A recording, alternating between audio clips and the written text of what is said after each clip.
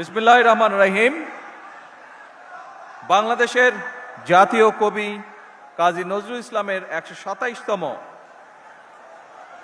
জন্ম জয়ন্তী অনুষ্ঠানে উপস্থিত মন্ত্রিপরিষদ সদস্যবৃন্দ, জাতীয় সংসদ সদস্যবৃন্দ, সরকারের বিভিন্ন পর্যায়ের কর্মকর্তাবৃন্দ, জাতীয় কবির সৃজন এবং সুহৃদ নজরুল গবেষক, সুশীল সমাজের প্রতিনিধিগণ, অনুষ্ঠানের সম্মানিত সভাপতি এবং সম্মানিত সুধীবৃন্দ, আসসালামু আলাইকুম। আগামী দুদিন পরে আগামী 25শে মে বাংলাদেশের মহান জনগণের পরম প্রিয়জন আমাদের জাতীয় কবি কাজী নজরুল ইসলামের ১২৭তম জন্মবার্ষিকী। তার চির অম্লান স্মৃতির প্রতি জানাই গভীর শ্রদ্ধা এবং ভালোবাসা। কৃতজ্ঞতার সঙ্গে তাকে স্মরণ করছি, আমি তার মাগফিরাত কামনা করছি।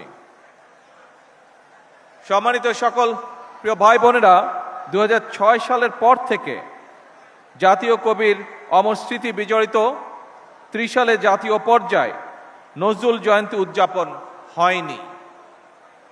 প্রায় ২ দশক পর আজ পুনরায় রাষ্ট্রীয়ভাবে জাতীয় কবির জন্ম জয়ন্তী আয়োজন করতে পেরে সরকার গৌরব বোধ করছে।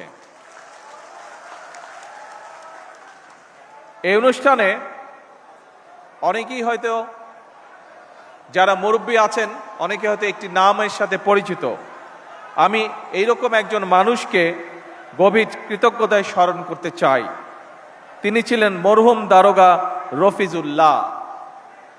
এই মানুষটি ২০১৪ সালে কবি নজরুল ইসলামকে ত্রিশালের কাজীর শিমলা গ্রামে নিজ বাড়িতে এনে আশ্রয় দিয়েছিলেন।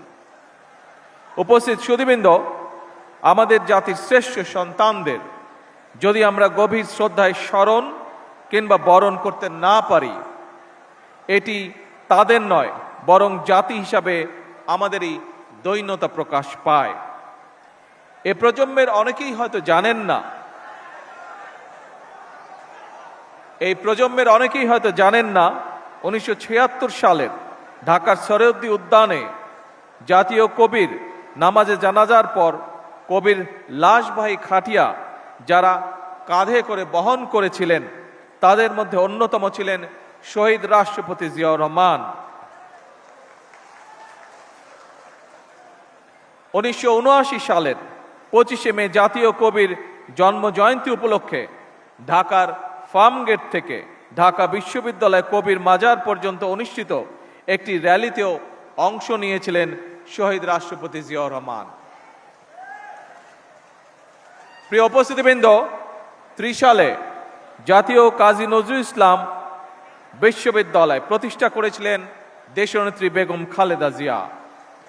এভাবে জাতির কবির প্রতি সর্বোচ্চ শ্রদ্ধা এবং সম্মান প্রদর্শনের মাধ্যমে প্রমাণিত হয়েছে, কাউকে সম্মান জানালে নিজের সম্মান নষ্ট হয় না, বরং বিনয় মানুষকে মহিমান্বিত করে। আমি মনে করি এইসব কালজয়ী আদর্শ থেকে দূরে চলে যাওয়ার কারণেই বর্তমানে আমাদের সমাজে মূল্যবোধের অবক্ষয় দৃশ্যমান। সম্মানিত সুধীবৃন্দ, আমাদের জাতীয় ইতিহাসে অবিস্মরণীয় নাম কাজী নজরুল ইসলাম। পরাধীন, পর্যুদস্ত, পরাভূত জাতির ভাগ্য আকাশে তার আবির্ভাব ছিল আলোকবর্তিকার মতন।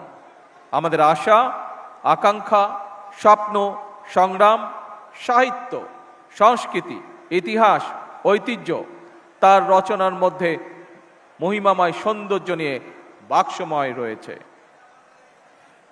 বিপ্লব, বিদ্রোহ কিংবা রণসঙ্গীত, ইসলামী তাহবিজ, তমুদ্দন কিংবা ইসলামী মূল্যবোধের গান, অথবা ভজন, কীর্তন কিংবা শ্যামা সঙ্গীত, প্রেম প্রকৃতি কিংবা মানবিক মূল্যবোধ, কৈশোরের আনন্দ কিংবা যৌবনের উন্মাদনা, প্রতিটি ক্ষেত্রেই নজরুল ইসলাম আমাদের শুদ্ধ প্রকাশ।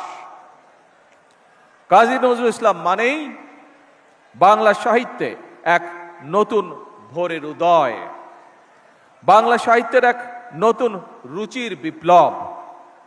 তিনিই কবিতায় এনেছেন যুদ্ধের গর্জন, কণ্ঠে তুলে নিয়েছেন রাষ্ট্রীয় এবং আত্মিক স্বাধীনতার বজ্র নিদাত। তিনি ছিলেন নারী অধিকারী, মেহনতি মানুষের কল্যাণ আর অসাম্প্রদায়িক বিশ্ব মানবতার এক অনন্য ফেরিওয়ালা। এই মহাকবি বাংলাদেশের অবমান কালের সংস্কৃতির চিরযৌবনের প্রতীক।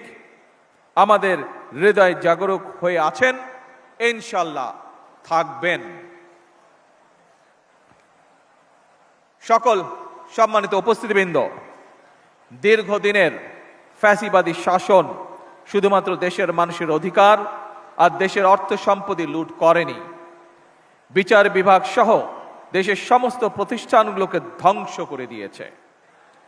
সবচেয়ে যেটি বড় ক্ষতি হয়েছে, বিশেষ করে বিতাড়িত ফ্যাসিবাদের সময় মানবতা, মানবিকতা এবং দেশের আবহমানকালের ধর্মীয় সামাজিক মূল্যবোধগুলোকে একেবারেই বিনষ্ট করে দেওয়া হয়েছে। ঢাকার মিরপুরে একটি নিষ্পাপ মেয়ের নির্মম মৃত্যুর মাধ্যমে মানুষের মানবিক মূল্যবোধের চূড়ান্ত অবক্ষয়ের চূড়ান্ত প্রমাণ মিলেছে। প্রিয় উপস্থিতিবৃন্দ, প্রিয় ভাই বোনেরা, এ বিষয়ে একটি কথা আজকের এই অনুষ্ঠানে আমি পরিষ্কারভাবে আপনাদের সামনে তুলে ধরতে চাই। এই ধরনের শিশু নির্যাতন বা নারী নির্যাতন বর্তমান সরকার কোনোভাবেই মেনে নেবে না এবং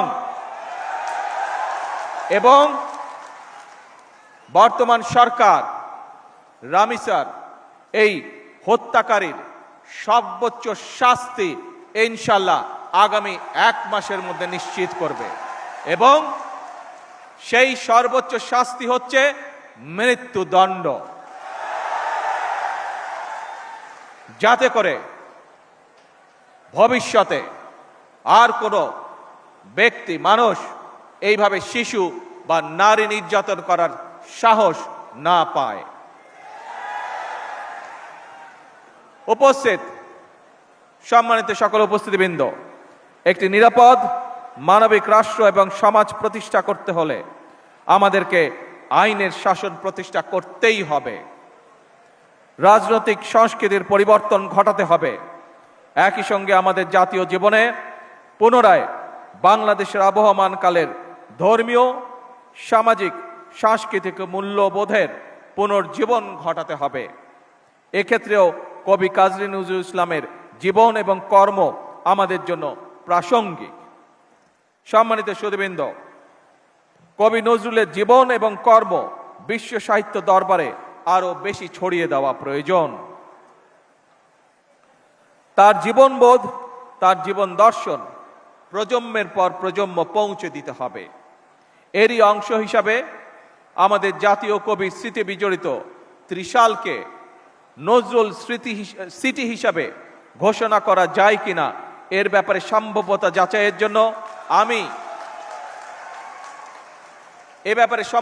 যাচাইয়ের জন্য আমি সংস্কৃতি মন্ত্রণালয় এবং পর্যটন বিভাগের প্রতি আহ্বান জানাবো। উপস্থিত সুধীবৃন্দ, উপস্থিত ভাই বোনেরা, বাংলাদেশ ও কাজী নজরুল ইসলাম এক অবিভাজ্য সত্তা। তিনি আমাদের জাতীয় সত্তার সার্থক প্রতিনিধি, আমাদের জাতীয় চেতনার প্রতীক, আমাদের জাতীয়তাবাদের প্রতীকীর। জাতীয় কবির জন্মদিনে আমরা অন্যায়, অবিচার, ক্ষুধা, দারিদ্র্য ও বিপদের গ্লানি মুছে ফেলি। সবার আগে বাংলাদেশকে ধারণ করি। একটি সমৃদ্ধ, স্বনির্ভর, গণতান্ত্রিক বাংলাদেশের জন্য নিজেদের নিবেদিত করার প্রত্যয়ে আমি কবি নজরুল ইসলামের জন্ম জয়ন্তীর 3 দিনব্যাপী উৎসবের শুভ উদ্বোধন ঘোষণা করছি। জন্ম জয়ন্তী উৎসবের সার্বিক সফলতা কামনা করে আমার বক্তব্য শেষ করছি। আল্লাহ হাফেজ। বাংলাদেশ জিন্দাবাদ।